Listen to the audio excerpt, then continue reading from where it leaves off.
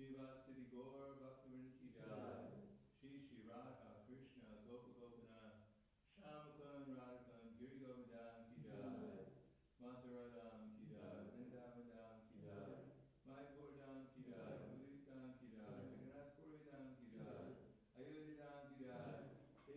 Ljubljana ki jai, Gangamayan ki jai, Jamunamayan ki jai, Srimati Bhakti Devi ki jai, Srimati Tulsi Devi ki jai, Shri Panchatattva ki jai, Shri Gaura ki jai, Shri Kartik Rat ki jai, Shri Shri Yasoda Damodar ki jai, Shri Shri Radha Damodar ki jai, Gaur Premanande, Gaur Slava Rani Bhava, Slava Rani Bhava, Slava Rani Bhava, so Shri Guru, Shri Rani Guru.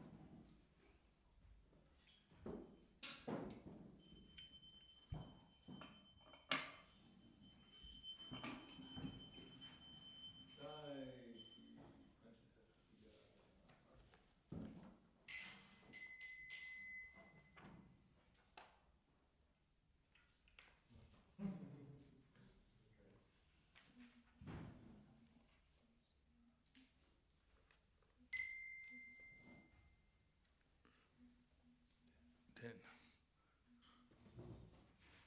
You put it on 9. Oh.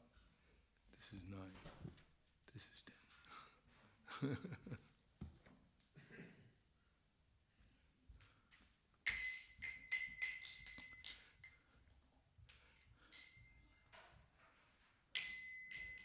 Jai Radha Madhava Kunja Vihari.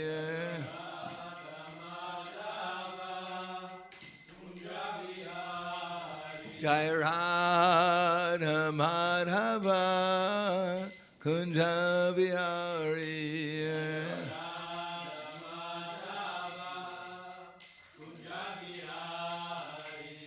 Gopi Jana Vallabha Girivanadari.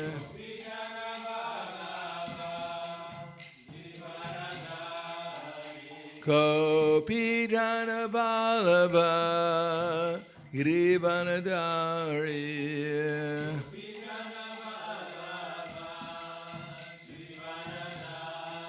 Yasodananda Braja Janaranjana.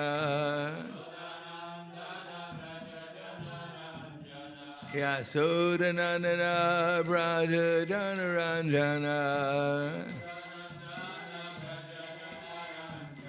Yamuna Tirha Vanachari. Yamuna Tirha Vanachari. Jai Radha Madhava Kunja Vihari.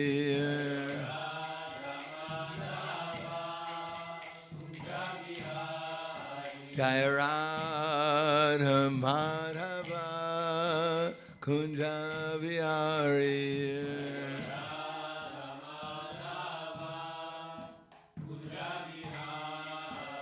Gopi Jana Vallabha Girivanadari.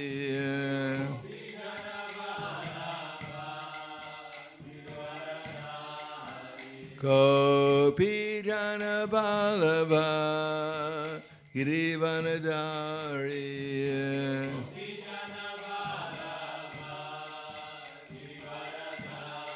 Yasodananda Braja Janaranjana. Yasodananda Braja Janaranjana. Yamuna Tirha Vanachari. Yamunatira Vanacharya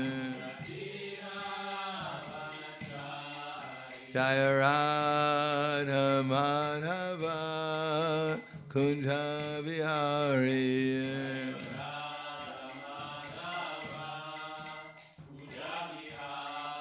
Jaya Radha Madhava Kunja Vihari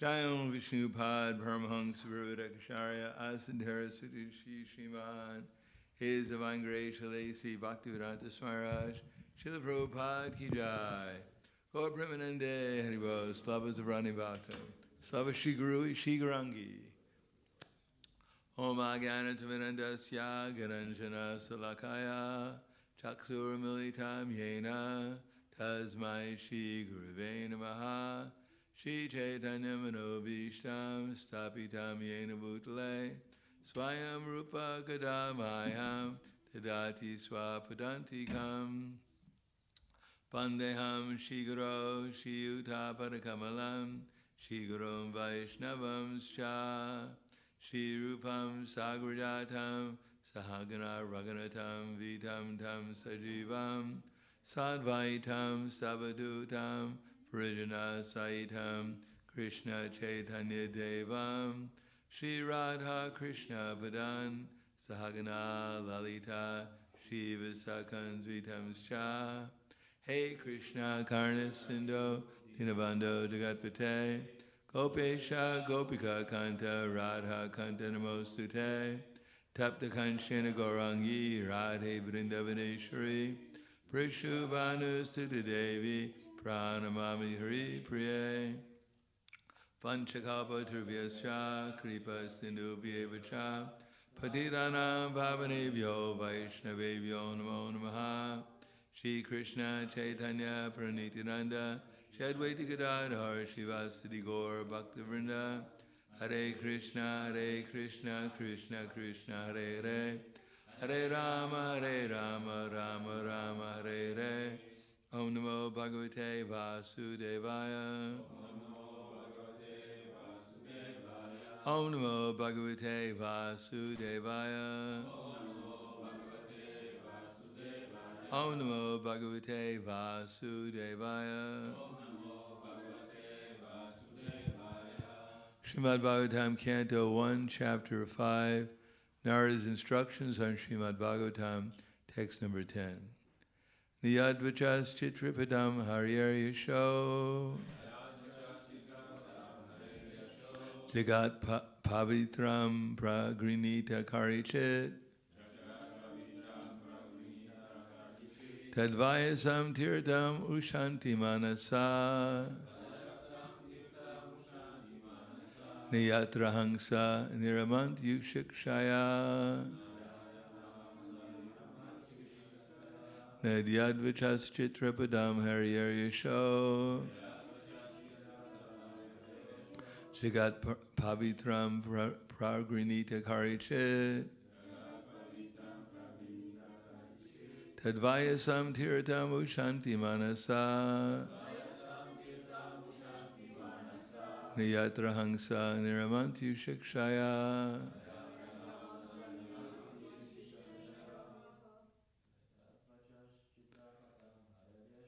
Niyadvachas Chitrapadam Haryar Yasho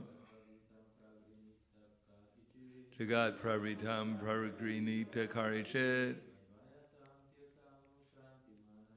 Tadvayasam Tirtam Ushanti Manasa Niyatra Hangsa Niramanti Shikshaya Niyadvachas Chitram Padam Haryar Yasho Jagat Pravritam Pragrinita Karichit Tadvayasam Tirtam Ushanti Manasa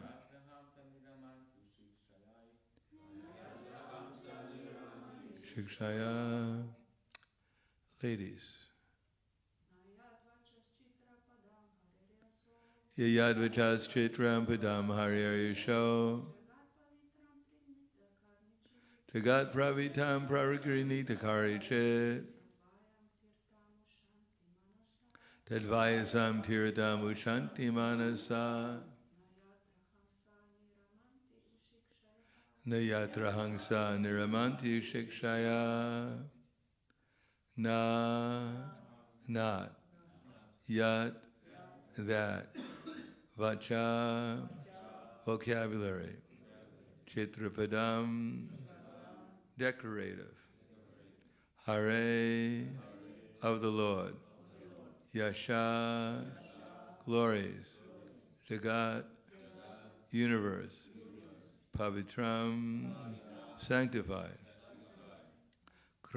Pragrinita Described Karhichit Hardly Tat That Vayasam Crows Tirtam Place of Pilgrimage Ushanti Think Manasa Saintly persons Na Not Yatra Where Hangsa All perfect beings Niramanti Take pleasure Ushikashaya those who reside in the transcendental abode. Translation and purport by His Divine Grace, A.C. Bhaktivedanta Swami Srila Prabhupada. Those words which do not describe the glories of the Lord, who alone can sanctify the atmosphere of the whole universe, are compared by saintly persons to be like unto a place of pilgrimage for crows. Since the all-perfect persons are inhabitants of the transcendental abode, they do not derive any pleasure there. Purport. Crows and swans are not birds of the same feather because of their different mental attitudes. The fruitive workers or passionate men are compared to the crows, whereas the all-perfect saintly persons are compared to the swans. The crows take pleasure in a place where garbage is thrown out, just as the passionate fruitive workers take pleasure in wine and women and places for gross sense pleasure. The swans do not take pleasure in the places where crows are assembled for conferences and meetings. They are instead seen in the atmosphere of natural scenic beauty, where there are transparent reservoirs of water, nicely decorated with stems of lotus flowers and variegated colors of natural beauty. That is the difference between the two classes of birds.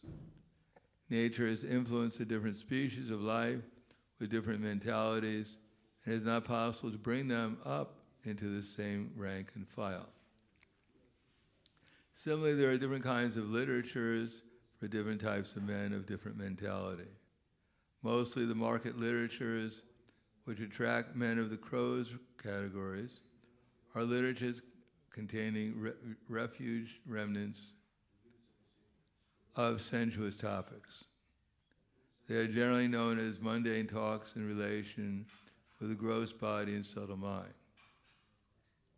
They are full of subject matter described in decorative language, full of mundane similes and metaphorical arrangements. Yet, with all that, they do not glorify the Lord. Such poetry and prose on any subject matter is considered decoration of a dead body. Spiritually advanced men who are compared to the swans do not take pleasure in such dead literatures, which are sources of pleasure for men who are spiritually dead. These literatures in the modes of passion and ignorance are distributed under different labels, but they can hardly help the spiritual urge of the human being, and thus the swan-like spiritually advanced men have nothing to do with them. Such spiritually advanced men are called also manasa, because they are always keep up the standard of transcendental voluntary service to the Lord on the spiritual plane. This completely forbids fruitive activities for gross bodily sense satisfaction or subtle speculation of the material egoistic mind. Such social literary men, scientists, mundane poets, theoretical philosophers, and politicians who are completely absorbed in the material advancement of sense pleasure are all dolls of the material energy. They take pleasure in a place where rejected subject matters are thrown. According to Swami Sridhar, this is the pleasure of the prostitute hunters.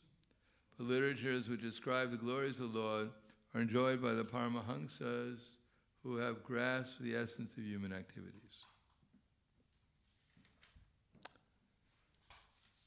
The verse again. Niyad vichas trit repadam haryerisho jagat praritam parigriha karichit tadvayasam tirtho santi manasa nayatra hangsa niramantu shikshaya.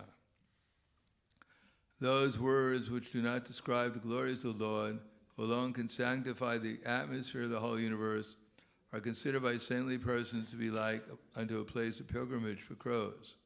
Since the all-perfect persons are inhabitants of the transcendental abode, they do not derive any pleasure there. Namo Vishnu Padaya Krishna Prasthaya Bhutale Srimate Bhaktivedanta Swami Tanamane Namaste Saraswatundeve Gauravani Pracharane Nirvishesha Shunyavadi Paskadyade Satarane. There are two types of sound vibration. There is mundane sound vibration, and then there is spiritual sound vibration.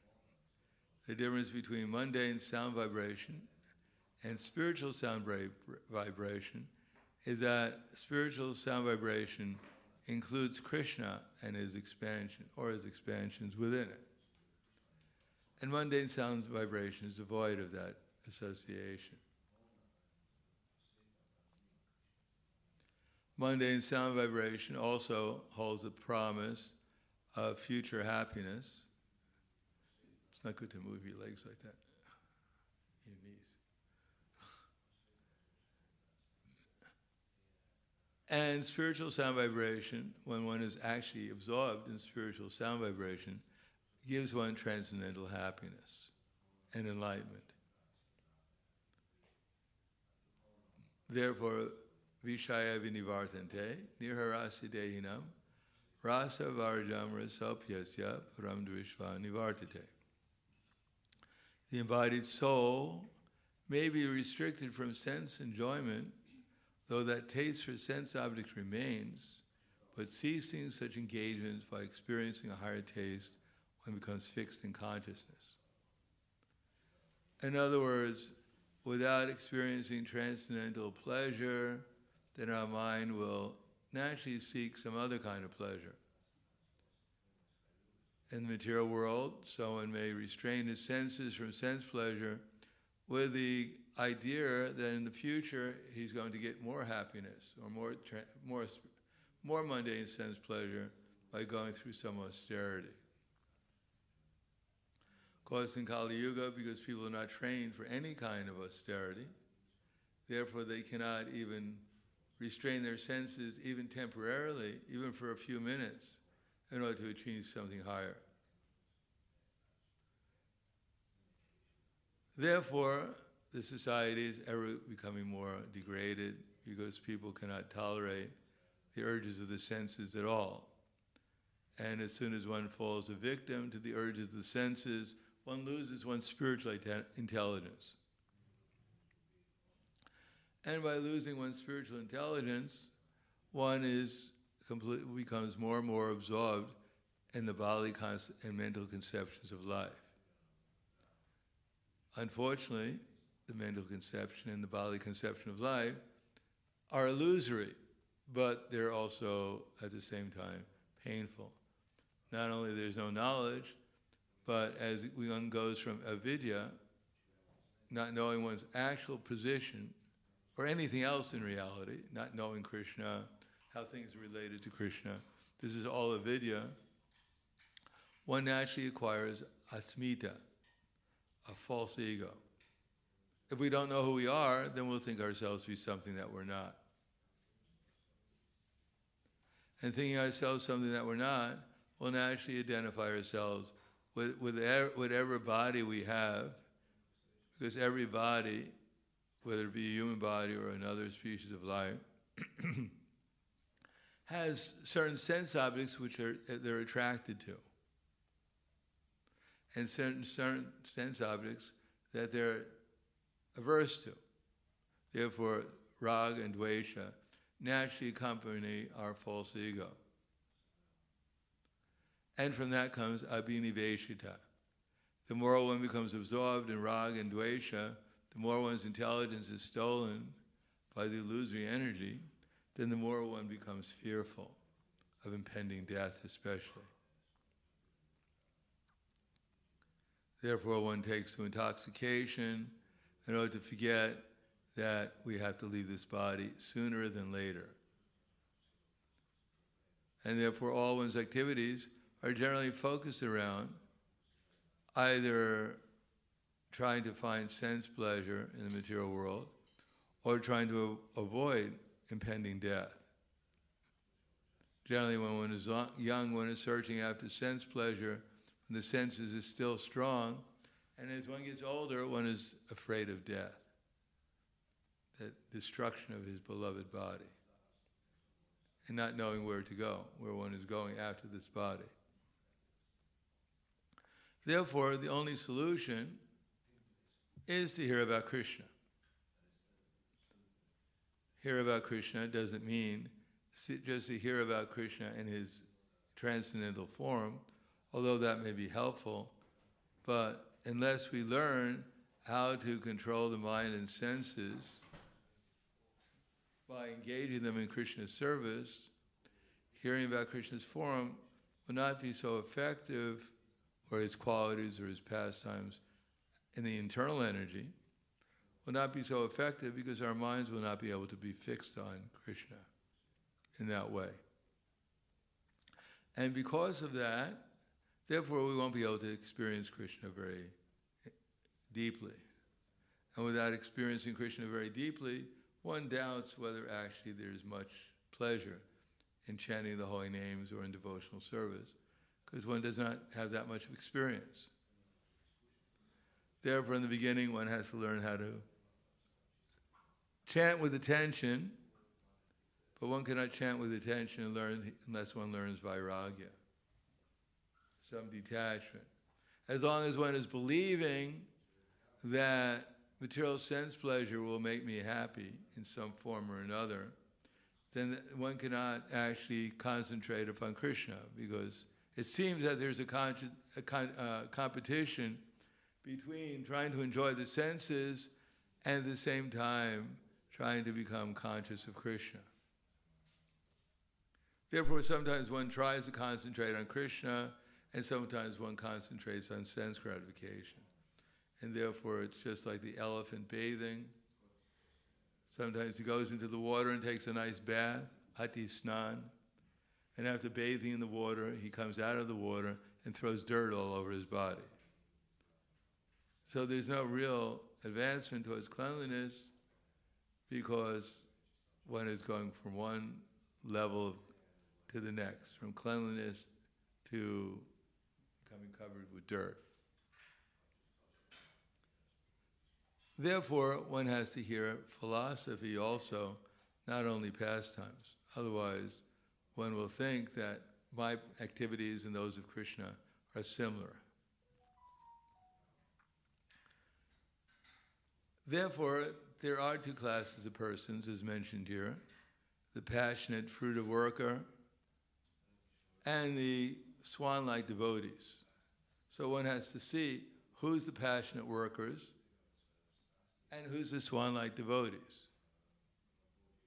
Now, the devotees aspiring to become Krishna conscious may be a mixture of the two. Still, one should try to see the positive aspect, how they're engaged in Krishna service, but one should definitely try to understand how the topmost swan-like devotees are engaged in Krishna service and take them as the example to follow. and see everyone else in relationship to those topmost devotees. Appreciate that Krishna is appearing before us as devotees, but not mistake that Krishna is appearing before us as necessarily always the topmost devotees. One should learn some discrimination. Otherwise, one will be misled and sometimes follow the correct example and sometimes an incorrect example. If one cannot discriminate between what a devotee should be doing and what a devotee shouldn't be doing. Nor should one become envious of a devotee if he's not a pure devotee, thinking that he's not a devotee because he's not a pure devotee. He may be aspiring to become a devotee, and he's counted amongst the devotees by Krishna, although not necessarily a first-class devotee. But if he's sincere or she's sincere to follow the process, that gradually one can advance towards the topmost level. But if we become envious of devotees because they're not following sometimes, and we become envious, that's because we don't want to follow either. And we become envious of them because they're not following, and we think they're getting away with it, but we'd like to get away with it too. Generally, envy is a product of malice, of more or less wanting to do what the other person is doing, want to be in their position. But thinking that maybe I shouldn't do it. But still, that enviousness will mean that eventually one will actually fall down and do the same things that one is envious of the person who's doing. Therefore, one should try to look for the positive, and of course one can also see the negative, but also understand that that's the modes of material nature. It's not coming from the soul, nor is even the positive coming from the soul, but the soul is properly desiring, and therefore he's manifesting the positive qualities by the internal energy of Krishna. And if he desires wrongly, or if he's caught up in material desires, one should understand that those material desires are temporary, only give temporary reactions, while spiritual desires give eternal reactions. So one should appreciate the eternal activities that devotees are doing. Then one can become a purified devotee oneself, and then gradually one can come to the platform of liberation from material concepts of life. If one thinks that the goal of life is to become conscious of Krishna, Matirana Krishna Parataksatoma, Ito Vipadyeta Griha Vratanam, Adandago Viravishitam Tamizram, Punak Punas Charvita Charvananam. The only problem in modern society, according to Srila Bhakti Siddhanta Saraswati Prabhupada, is that people are not Krishna conscious. That's the only problem. If they were Krishna conscious, there wouldn't be any material society. It would be a spiritual society. And in spiritual society, everything is prosperous in every respect. But in material society, nothing is really advancing. Everything is becoming degraded. Therefore, the only fault in the material universe is the lack of Krishna consciousness, and it can be made up by following the process. Chanting Hare Krishna, hearing Srimad Bhagavatam, Bhagavad Gita, worshiping the deities, hearing Srimad Bhagavatam, or serving the devotees, and living in a holy place, or trying to make the atmosphere spiritual by distribution of Krishna consciousness. Those activities will bring one to the spiritual platform where one can actually experience a higher taste, so that material sense gratification and the promises of seem insignificant in comparison. Therefore, one should take advantage of the process of devotional service, and while we're performing devotional service, have the proper attitude that I'm a servant of the servant of Krishna, and Krishna is giving me this opportunity to utilize his energies in his service so that I can help spread Krishna consciousness, to please Krishna. I can help myself become conscious of Krishna by engaging in this process and try to understand the futility of trying to gratify the senses without any higher objective than simply material enjoyment.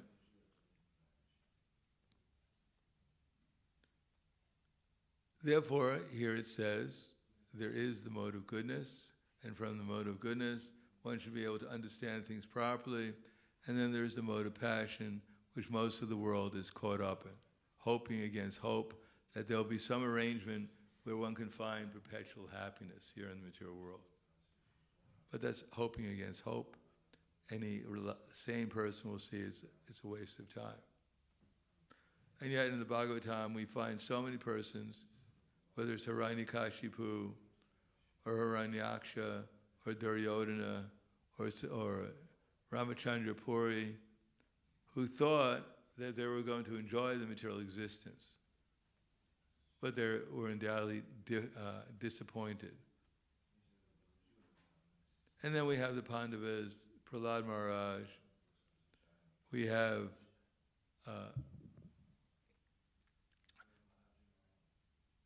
Kardama Muni, Gajendra, the sages of Naimisharanya, who took to the path of Krishna consciousness and ultimately came in contact with Krishna and enjoyed unlimited pleasure, which goes on forever. Dhruva Maharaj wanted a kingdom greater than that of his great-grandfather, Lord Brahma, but when he became conscious of Krishna, he said, Swami Kritarto Navarajacham, that I was looking for some broken pieces of glass, and now I found a diamond like you. So we may not have that much experience, we may not know how valuable Krishna is, but gradually that will be revealed to us. We have enough intelligence to follow the process. One, to understand the futility of temporary sense gratification and how it's dangerous. It could lead to a lower species of life. And the other is the positive promises that Krishna consciousness holds of realizing our eternal identity, and therefore becoming ever more blissful and expanding our consciousness to realize more and more how wonderful Krishna and his devotees are. So we keep that in mind, then when our mind comes in contact with material thoughts, criticism, enviousness, lethargy, whatever it is, then we can utilize our determination and our spiritual intelligence to overcome it, if we have intelligence and determination to do it. For that reason, it's very auspicious to hear these books, try to understand things properly, and then in the midst of difficulty, we can utilize that intelligence, or we can pray for it, so that we can utilize it properly, and therefore pass the test and become eligible for ever more spiritual advancement and enlightenment, and therefore ever more spiritual happiness. That's permanent asset. So I'll stop there. Thank you. Any questions?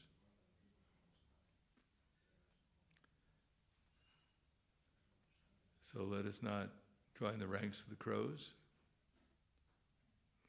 There's plenty of crows, and they're offering their association, different associations of crows. Yes.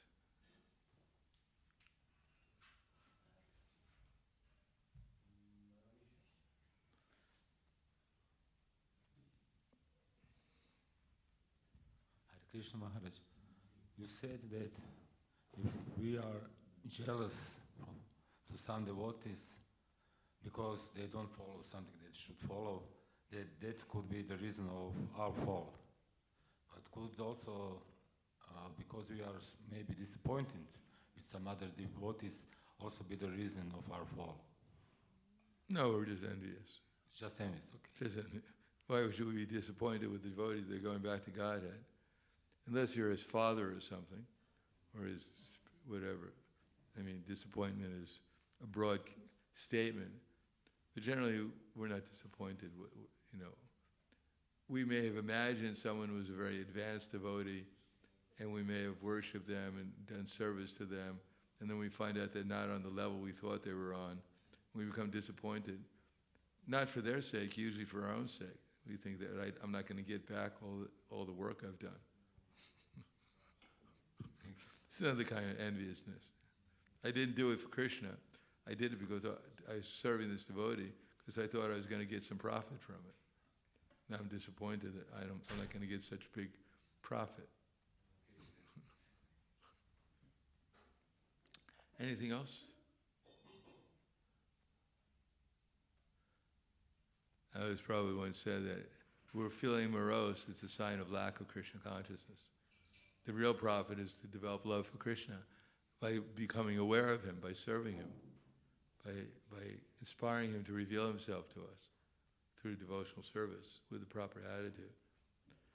So if we don't have the proper attitude, then Krishna doesn't reveal himself because we have the wrong attitude. So therefore, when we're met with disappointment, it's good.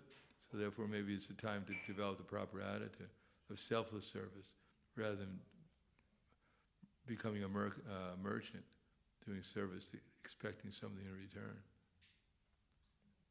The return should be we become conscious of Krishna. And if we don't become conscious of Krishna while we're doing our service, we'll undoubtedly be expecting some return for what we're doing. Even if it's only a praise, oh, you're doing great. Something we expect, other than Krishna consciousness. But someone may give that to us, but we shouldn't think that that's the ultimate benefit. Anything else? Hwala Grantaraj Srimad Bhagavatam Ki Jai, Srila Prabhupada Ki Jai, Gaur Premanande.